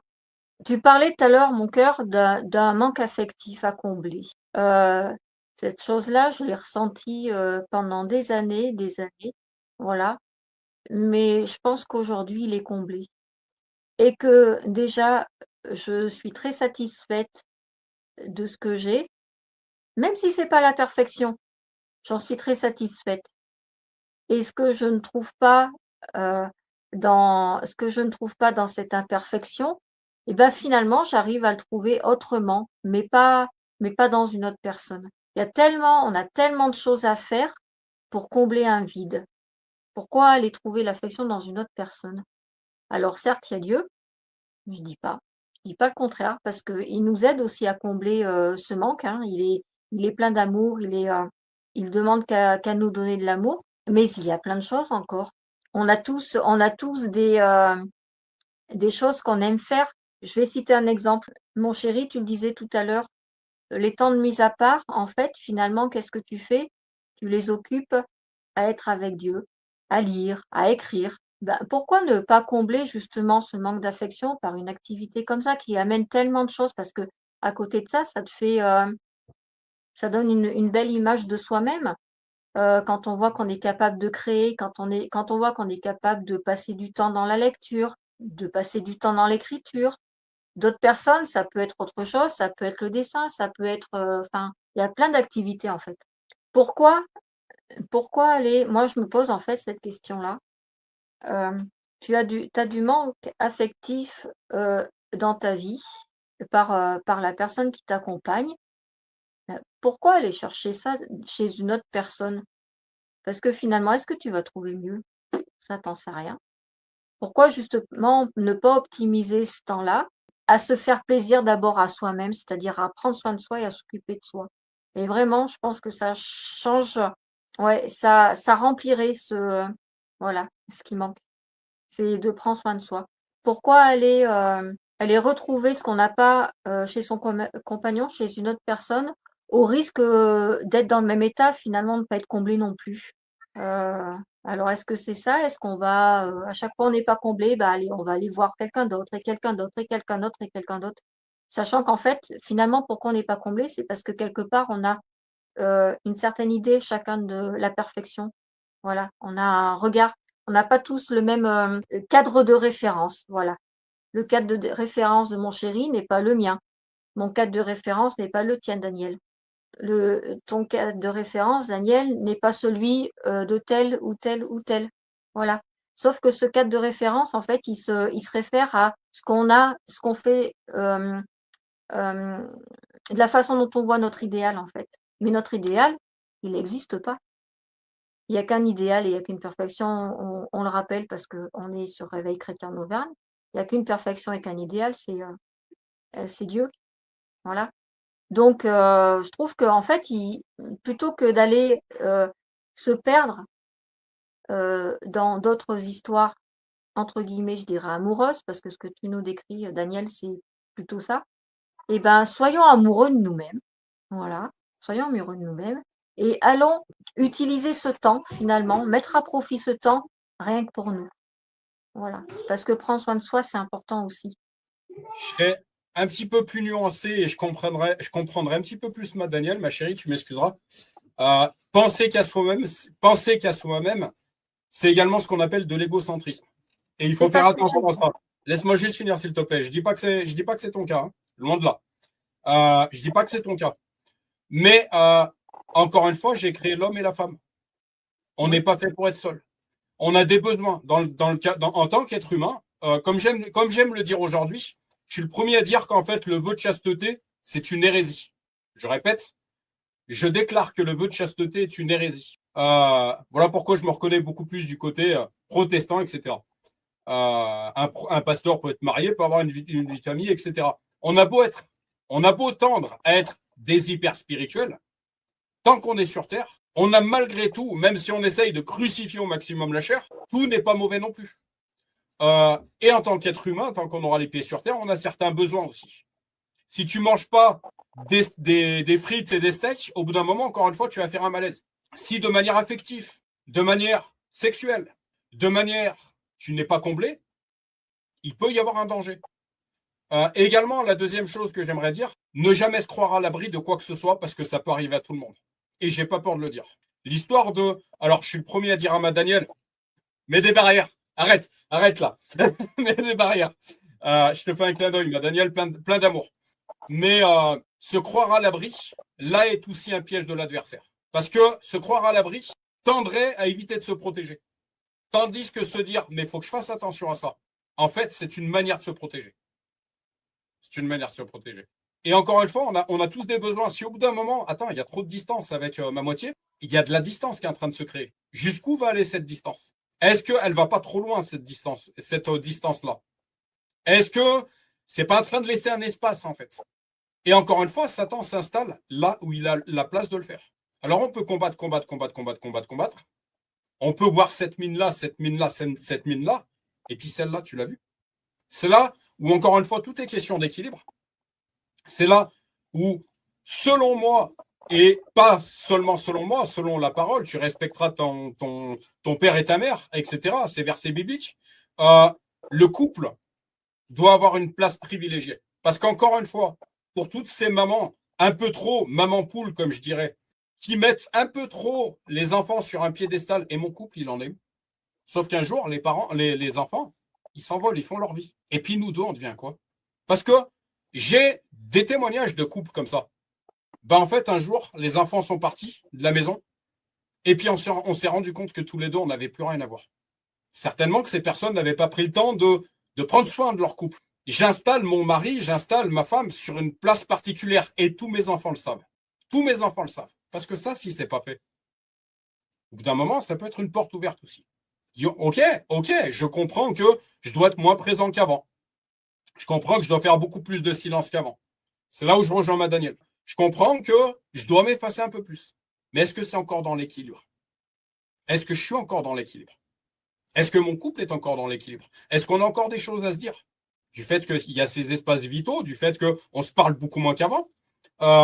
Est-ce qu'on est encore dans l'équilibre? Est-ce qu'il y a, c'est là où je dis, il y a des mauvais ressentiments qui mentent, mais il y a de très bons sentiments aussi. Et ça, l'Église, Marie-Christine m'en parlait, ma chérie, il y a de très bons sentiments.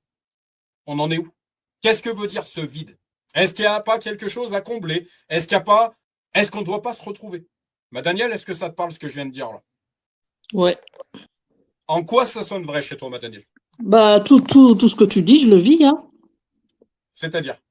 Ce que je voulais dire, c'est que j'ai pas trop de soucis par rapport à cette relation parce que déjà mon mari est complètement au courant de tout ce que je vis et on a mis des barrières, comme tu dis. Cette personne et moi, on a mis des barrières. Hein. Il n'est pas question de relations physiques, même se faire une bise. Hein. On reste quand même à distance l'un l'autre, tout en se voyant. On a même programmé la fête de Noël ensemble. Chez un de ses amis, on va fêter Noël ensemble. Donc, on sera en famille avec moi, Stéphane, sa femme, lui, et un ami à lui. Ça se passera chez cet ami à lui. Et il y a une relation profonde qui est en train de se former entre Stéphane et lui, parce que Stéphane est président d'une association d'insertion qui s'appelle les Jardins de la Montagne Verte à Strasbourg. Et il manquait un trésorier. Et Stéphane a demandé à Dany, à cette personne, s'il voulait bien faire trésorier. Il a dit oui. Donc, il a été inséré dans cette association-là, où il est très, très actif. Et donc, la communication est très bonne entre Stéphane et lui, et avec moi aussi. Mais il y a ce coup de cœur, là, entre nous, qui est très fort, mais on reste très prudent quand même. Hein. Je ne crois pas qu'il y aura des problèmes. Enfin, on est très conscient de la situation et je ne pense pas qu'il y aura des problèmes. Mais à voir, quoi, avec le temps. En fait, le conseil que je te donnerais, Daniel, c'est de savoir poser des barrières là où elles doivent être posées, en fait. Oui, on l'a fait, hein. On Ok. l'a fait. Eh bien, continue de le faire. Ouais. Continue de le faire. Oui. Ouais, non, ça ne m'inquiète pas. Hein. La question que j'aimerais te poser, Daniel, est-ce que tu es d'accord avec moi sur le fait qu'un manque affectif… Oui, je suis en grand manque affectif. Hein. Ça, c'est clair. Hein. C'est clair. Hein. J'ai pas l'affection qu'il me faut de la part de Stéphane. Hein. Stéphane, c'est quelqu'un qui est très froid, qui n'est pas tendre, alors que moi, il me faut de la tendresse. Et justement, ce Dany, là, il est l'inverse de Stéphane, il est très tendre. Et je crois que je cherche auprès de lui ce que j'ai pas avec Stéphane. Hein. Et Stéphane le sait. Bon, mais ça va se résoudre. Hein. On est quand même adultes, on est quand même chrétiens, hein, et on sait ce qu'on fait. Hein. Donc, je me fais pas de soucis. En ce qui me concerne, je rêve d'un nouveau départ avec Chris. Ah ouais, ça c'est chouette. Hein. Voilà. Ah ouais. Voilà de quoi je rêve. Je le remets à la lumière. Voilà de quoi je rêve. Ouais, mais ça va se faire. Hein. Je crois qu'il y a des étapes aussi dans le couple. Hein. Au bout d'un certain nombre d'années. Nous, on a 40 ans de mariage, Stéphane et moi. On a eu des hauts et des bas. Et encore pas trop long, il n'y a pas trop longtemps, il m'avait dit qu'il avait envie de divorcer. Et puis j'ai dit non, il n'en est pas question, il n'y a pas de raison. Hein. Et on est reparti, mais bon, c'est toujours sur la tangente depuis 40 ans, c'est comme ça. Hein. Alors je me dis, ça fait 40 ans que ça dure, quelques années de plus, hein, ça le fera, il n'y a pas de problème.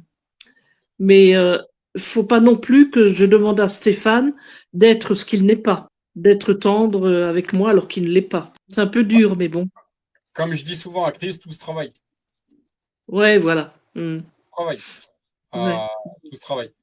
Ma Ouais, chérie. c'est vrai. Alors moi, je vais être beaucoup plus radicale, par contre. Moi, j'aurai une amitié. Une amitié comme tu as, Daniel, j'y mettrai fin tout de suite. Ah ouais? C'est mon humble avis. C'est mon humble avis. Parce que Euh, Justement, ça serait au moins tout de suite fermer, être direct, fermer une porte ouverte. Voilà, tout simplement. Mm. Et ça risque, moi, à mon sens, une amitié comme ça, au bout d'un moment, ça serait très difficilement gérable dans le couple parce que moi, je pense que ça mettrait la zizanie, ça mettrait encore plus le bazar si déjà il y a du bazar dedans. Euh, Complètement d'accord. je suis, euh, je suis avec quelqu'un, je suis avec quelqu'un. Je ne, je dis, et moi, je discute avec des amis. Quand je discute, c'est des choses toutes simples, mais j'en vois pas de bisous, j'en vois pas de cœur, rien de tout ça. Ça fait partie des choses où, ben, chez moi, chaque chose a sa place. Un ami, c'est un ami, mais ça va rester vraiment une relation amicale, point barre. Il y aura pas il y aura pas des choses un petit peu, je dirais, sous-jacentes voilà, des choses un peu ambiguës. Voilà, cherchez le mot. Il n'y aurait pas d'ambiguïté. C'est comme ça, comme ça. Mon chéri, c'est mon chéri, même si c'est mon ami, mon mari, mon biquet, mon poussin, mon tout ce que tu veux, mais c'est mon chéri. Toi, chaque chose, en fait, est ordonnée et à sa place. Et je pense qu'à un Mm. moment donné, si on mélange beaucoup trop les choses, ben, c'est là où il y a danger aussi. Pourquoi, si, alors je suis pas dans ta situation, Daniel. Euh, je n'ai peut-être pas tous les tenants, les aboutissants non plus. Mais moi, ma position, ça aurait été plutôt que euh, d'entamer une relation amicale, mais un peu ambiguë quand même, hein. Euh, c'est avoir une discussion nette et franche avec la personne qui partage ma vie. Écoute, ça, je ressens ça, il y a ça, il y a ça, il y a ça, il y a ça. Avec mon chéri, quand il est en manque d'affection, ça, il me le dit. Bon, j'essaye de parer avec, j'écoute ce qu'il me dit, euh, et j'essaye d'apporter et de changer des choses. Je pense pas qu'il viendrait à l'idée, ben, en fait, j'en parle pas, mais bah tiens, j'ai une copine, j'ai l'occasion de rencontrer quelqu'un, et puis allez, ça y est, j'entame une, euh, une relation ambiguë, parce que pour moi, c'est pas, voilà, pas parler de relation amicale, je veux dire ambiguë. Je trouve que ça définit beaucoup mieux ce que tu vis. Que je pense pas que ça viendrait du tout à l'idée de mon chéri. La première chose qui lui viendra à l'idée, c'est bon, il y a un truc qui va pas, et ben on en discute. Voilà. Nous, ça fait 15 ans qu'on se connaît. Le nombre de discussions qu'on a pu avoir, elles ont été super bénéfiques et prolifiques parce que on a avancé dans notre couple et on a changé plein de choses. Voilà. On a avancé, on a changé plein de choses. Euh, on n'est pas à 40 ans. Euh, Toi, ce qui me choque un peu, en fait, voilà, je suis désolée, hein, je vais être franche, hein. Ce Ah qui me oui, choque, en fait, c'est de t'entendre dire ça fait 40 ans qu'on vit comme ça, et même récemment, on a parlé de divorce et c'est reparti. En fait, pourquoi attendre d'avoir la table le mot divorce pour que ça reparte? Pourquoi au bout de 40 ans, les choses, finalement, elles stagnent, elles sont toujours les mêmes? N'avez-vous pas eu le temps de discuter, de mettre en place des choses vraiment concrètes pour pouvoir améliorer la situation et arrêter d'entendre ce mot divorce et puis que finalement la personnalité de l'un et la personnalité de l'autre soient respectées, euh, que lui, même si tu me dis qu'il est froid, qu'il est ci, qu'il est ça, bah, qu'il apporte quand même des choses, quand même, un peu de chaleur, un peu d'amour. Euh, voilà, là, je m'interroge en fait. Comment ça se fait que ça fait 40 ans et finalement, tu nous dis, bah, ça fait 40 ans qu'on vit ça. Euh, Là, je comprends pas en fait. À mon oui. sens, un couple, en fait, il évolue justement. Ouais, mais c'est lui qui parle de divorce, pas moi, hein. Moi, je suis contre le divorce depuis le départ. c'est lui qui brandit ce mot un petit peu pour me faire réagir. Je crois que c'est un peu de la provocation, hein.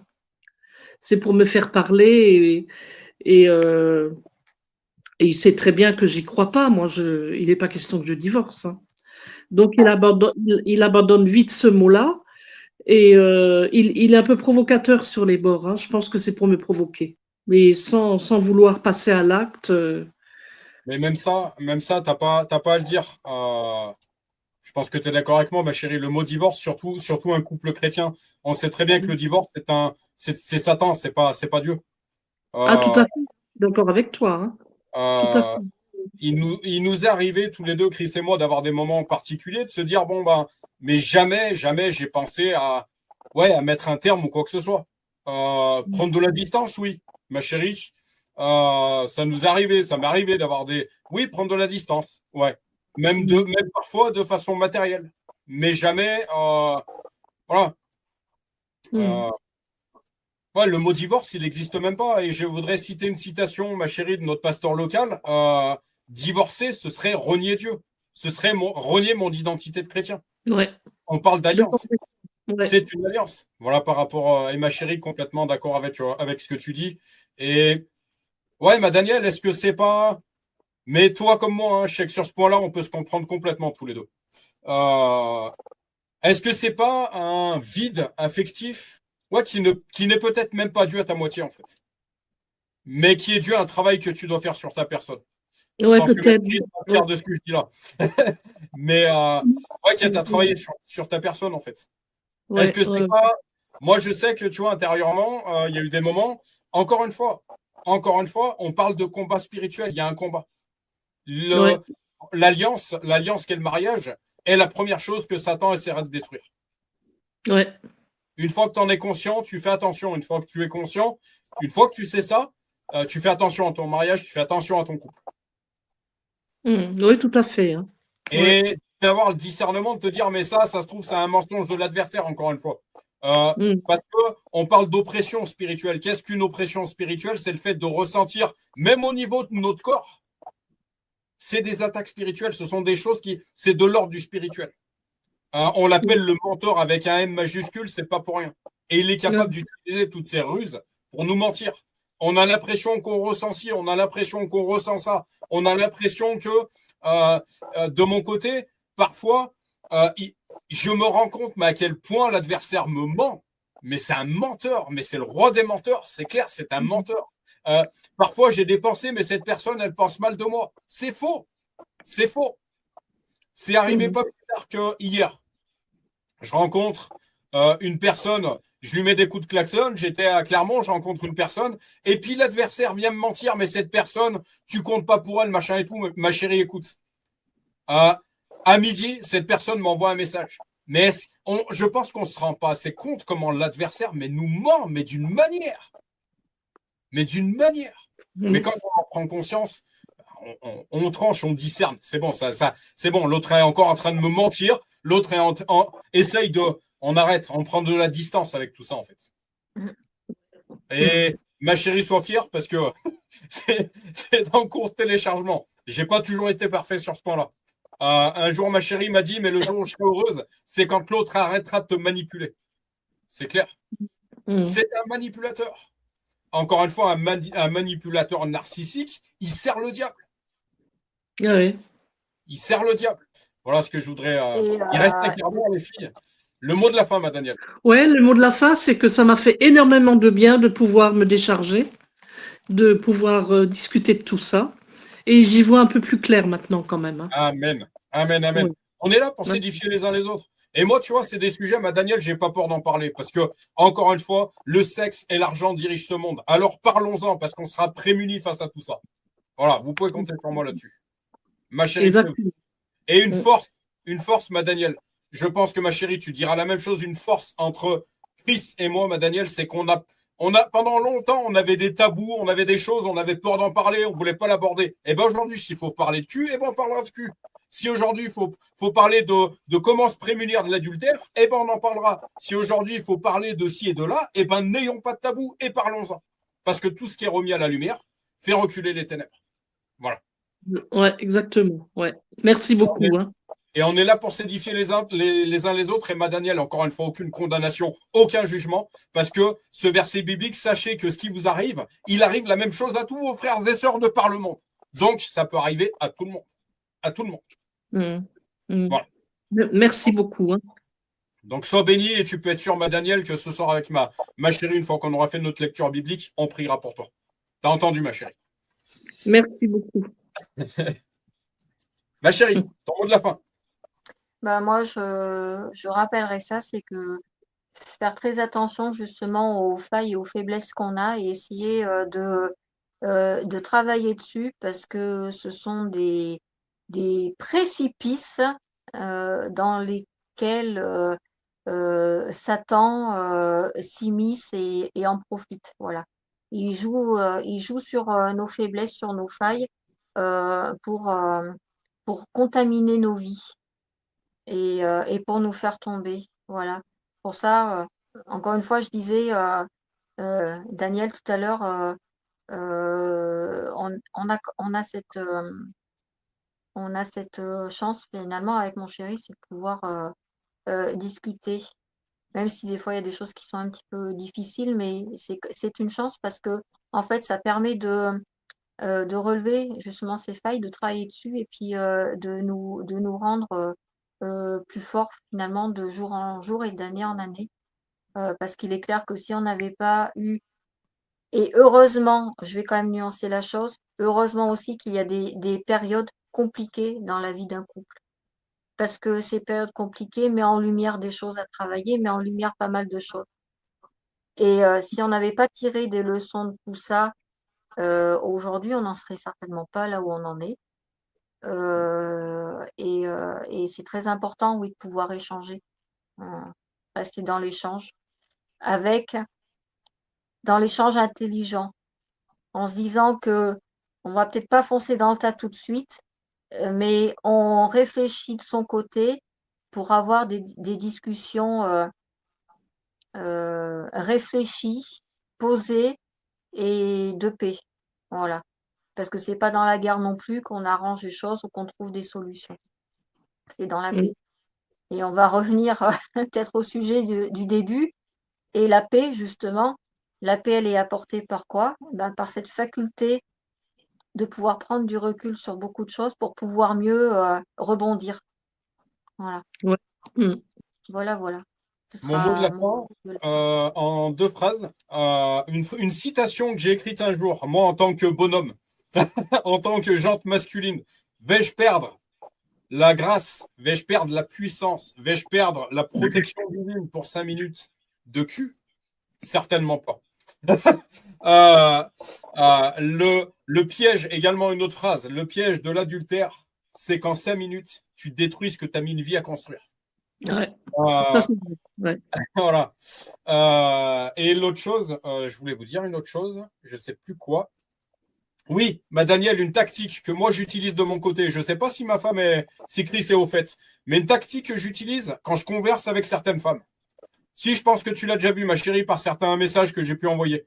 En fait, une tactique, par exemple, une femme qui m'inviterait. Tiens, j'aimerais bien que tu viennes à cette soirée. Ok, et ben moi et ma femme, nous serons là. Au moins, c'est planté. Je suis marié, je ne suis pas disponible. Voilà. Elle ne répond pas, tant pis pour toi. Moi, j'ai ce qu'il faut à la maison. Je n'ai pas besoin d'aller plus loin. Voilà, c'est l'une des tactiques, en fait, d'être rusé. Ce verset biblique, soyez sages comme des colombes, rusés comme des serpents. Soyons, comme j'aime le dire, soyons plus rusés que le rusé. Tout à fait. Et voilà, trouver des tactiques. Moi, c'est la mienne de mon côté. Quand une femme échange avec moi, ma femme et moi, on ne pourra pas être là. Ou ma femme m'attend pour 18 heures. Ou au moins, et ma chérie, tu l'as déjà vu. Ce genre de message, tu les as déjà vus. Au moins, la personne qui est en face, qui est de l'autre côté du téléphone, elle sait que je suis marié. Donc, indisponible. Voilà. Ouais. Voilà. Parce que ça a été un cheminement de mon côté, ma Danielle. Hein. En tant que me retrouvant sur ces points d'une certaine sensibilité comme toi, ma Danielle, ça a parfois été des combats. Hein. Chris m'a parfois vu rentrer à la maison en pleurant, rien que par le fait d'avoir regardé une femme. Pour te dire comment l'esprit m'oppressait à l'intérieur de moi, en fait. Et la dernière chose, la dernière chose que j'aimerais rappeler encore une fois, l'adultère ne commence pas à l'acte sexuel, il commence avant. Je voudrais citer ce verset biblique, si ton œil droit est une occasion de chute, arrache-le. Il vaut mieux que un membre périsse dans la gêne que l'ensemble de ton corps. Voilà. Si tu sens qu'il y a... Parce que moi aussi, hein, il m'arrive de baisser la tête, hein, et j'ai pas peur de le dire devant ma femme. Encore une fois, soyons là pour parler des choses et puis ça édifiera une multitude d'autres couples. Il y a des moments, je suis comme ça. Hein. Je baisse la tête, hein, je regarde le sol. Hein. Parce que ce qui est en face de moi, voilà, je sens que ça va m'emmener dans des choses. Ça commence par les pensées aussi. Ça va m'emmener dans des pensées qui sont pas bonnes. Ça va être une amorce. Ça va justement semer le trouble. Là où je rejoins Chris, Satan sait également utiliser ses sbires pour venir semer le trouble dans ton couple. Quand tu as un acte sexuel, à qui penses-tu? Encore une fois, ça commence au niveau des pensées. Quand tu es avec ta moitié, est-ce que tu penses véritablement à ta moitié ou à une autre personne? Encore une fois, fais attention à ce qui rentre par tes yeux et par tes oreilles. Ça a un impact sur ton âme. Voilà.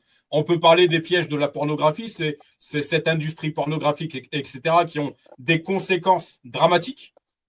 On peut pas, enfin, voilà, les sujets sont vastes à ce niveau-là aussi. Voilà, fais attention à ce que tu regardes, fais attention à ce que tu écoutes. Peut-être que cet homme va te dire, va être doux et plein de miel dans l'instant, mais quand tu vas le ramener à la maison, est-ce que tu vas être en paix? Et inversement, et inversement. Voilà mon mot de la fin. Ma chérie, tu n'as pas prié en arrivant, donc je te laisse le nom de la prière. Et prie pour notre Daniel, je te prie. Seigneur Jésus-Christ, merci de nous avoir permis cette connexion ce soir, qui à la base devait être une lecture de Genèse 17 où on en était avec un échange autour de Genèse 17. Mais en fait, la Genèse euh, nous apprend également que tu as créé l'homme et la femme pour qu'ils soient ensemble, pour qu'ils soient complémentaires, pour qu'ils soient en couple. euh, et que avec leurs différences, en fait, ils arrivent à ne faire qu'un. Et bien finalement, ce soir, tout a tourné autour du couple et certaines manières également de vivre son couple, d'aller au-delà des difficultés, de trouver des solutions. Voilà, c'était un échange constructif qui, j'en suis sûre, pourra aider et interpellera certainement ceux qui visionneront le live. Donc, merci une nouvelle fois pour ce direct, voilà, non prévu. Mais on se rend compte une nouvelle fois que, ben, il y a énormément de choses à dire, en fait. Voilà, et tout tourne autour de ta parole, tout est éclairé par ta parole. Merci Seigneur, d'être, dans nos vies. Merci, de nous en apprendre, tous les jours, via ce que tu nous as laissé, via la parole. Merci Seigneur Jésus-Christ, de d'être notre protecteur, d'être, oui, d'être cette main tendue, cette épaule, ce rocher sur qui on peut s'accrocher lorsque, on vit des choses, pas évidentes et tu sais, qu'on en vit, sur cette terre. Je voudrais te remercier pour le travail que tu as fait, heu, personnellement, dans ma vie Seigneur et dans la vie de mon chéri, dans notre couple et continue de nous faire grandir Seigneur. Je voudrais, prier également pour, Daniel, prier pour, les problèmes, les questionnements qu'elle rencontre, dans sa vie de couple et dans sa vie de femme. Et je voudrais, Seigneur Jésus-Christ, vraiment que tu viennes la fortifier, que tu viennes la remplir de cet amour peut-être qu'elle recherche, et qui finalement, heu, n'appartient qu'à toi de le lui donner. Je voudrais, Seigneur Jésus-Christ, que tu combles ce vide, que tu, voilà, vraiment que tu prennes une place encore plus importante que tu, n'as actuellement dans sa vie. Je prie pour, la restauration, de son couple, Seigneur Jésus-Christ. Je prie pour que Stéphane puisse, ne plus être dans, un discours de provocation parce que, s'il est bel et bien né de nouveau, Seigneur Jésus-Christ, il est avec toi, il n'est pas avec Satan. Donc ôte de sa bouche tous ces discours de provocation, Seigneur Jésus-Christ, et mets de la douceur dans sa bouche, dans ses gestes et dans sa façon, d'être avec Daniel, afin qu'elle retrouve et qu'elle trouve une partie de ce qui lui manque avec ta présence en plus. Je prie, Seigneur Jésus-Christ, pour l'ensemble des personnes que je connais. Je prie, Seigneur Jésus-Christ, pour nos enfants. Je prie, Seigneur Jésus-Christ, pour nos parents, nos frères et nos sœurs, nos amis. Et les combler également de ton amour, Seigneur. Amène-leur chaque jour le meilleur pour eux, que ce soit dans les différents aspects de leur vie, le travail, les loisirs, la santé, les relations, le couple, la famille, les enfants.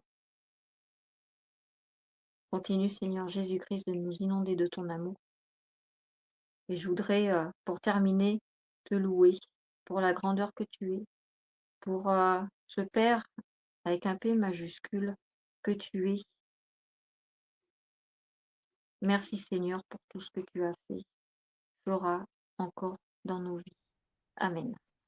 Amen. Amen. Amen. Ma Daniel, si tu veux bien prier, il te reste quelques minutes. Oui. Seigneur, je te remercie pour cette réunion qui nous a réunis là ce soir et qui personnellement m'a fait beaucoup de bien et m'a donné du discernement par rapport à mon vécu de couple et par rapport à mon cœur aussi, tout ce que je peux vivre à l'intérieur de mon cœur. Merci de m'avoir donné les forces nécessaires pour combattre le bon combat. Merci pour Jérémie et Christelle qui m'aident beaucoup dans cet accompagnement. Et je m'en remets à toi pour continuer le chemin, te demandant de m'éclairer, de me donner ta lumière dans tout ce que je vis et dans les décisions à prendre aussi, jour après jour. Je te remets toutes ces choses, te remettons encore nos familles, te demandant de garder, de protéger Christelle et Jérémie et leurs familles. Nous nous en remettons à toi en t'adorant. Au nom du Seigneur Jésus. Amen. Amen.